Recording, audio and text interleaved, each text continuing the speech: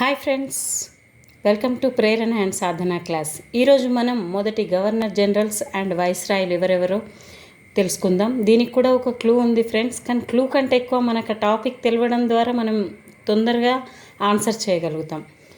Clue ఏంటంటే ఆర్హెచ్బిసిఎంఆర్. Are అంటే Robert Clive, H అంటే వారెన్ హేస్టింగ్స్, బి అంటే విలియం బెంటిక్, సి అంటే కానింగ్, ఎం అంటే మౌంట్ బాటన్, ఆర్ అంటే రాజగోపాలాచారి.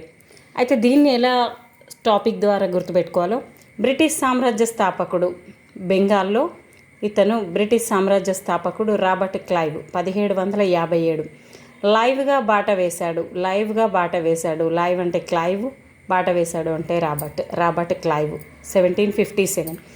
నెక్స్ట్ ప్లాసీ యుద్ధం 1757లో రాబర్ట్ క్లైవ్ వర్సెస్ సిరాజుద్దౌలాకు మధ్యన యుద్ధం జరిగితే రాబర్ట్ క్లైవ్ గెలవడం జరిగింది. దీని ద్వారానే మనకు బ్రిటిష్ సామ్రాజ్య స్థాపన అనేది మన ఇండియాలో జరిగింది ఫ్రెండ్స్. అదేవిధంగా 1773 రెగ్యులేటింగ్ చట్టం ద్వారా చిట్ట చివరి బెంగాల్ గవర్నర్ జనరల్ లేదా మొట్టమొదటి governor general Warren Hastings, waste guard అనుకొని బెంగగా ఉన్నాడు అనుకుందాం. 1833 చార్టర్ చట్టం ద్వారా బెంగాల్ గవర్నర్ జనరల్ను బ్రిటిష్ ఇండియా గవర్నర్ జనరల్గా మార్చారు 1833లో. విలియం బెంటిక్, బంటి భారత్ అని గుర్తుపెట్టుకుంటే British India governor general William Bentinck. Next 1858 November 1 Victoria మహారాణి ప్రకటన ద్వారా వైస్రాయ్ అంటే మొట్టమొదటి వైస్రాయ్ ఎవరంటే కానింగ్ 1856 నుంచి 1862. ఇతని కాలంలోనే సిపాయిల తిరుగుబాటు అన్నాడంటే కానింగ్. సిపాయిల తిరుగుబాటు టైంలో ఎవరున్నారు? కానింగ్ ఉన్నాడు.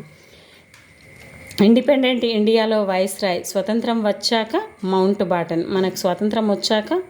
బాటన్. ఏకైక ఇండియన్ గవర్నర్ జనరల్ లేదా చివరి వైస్రాయ్ రాజగోపాలాచారి.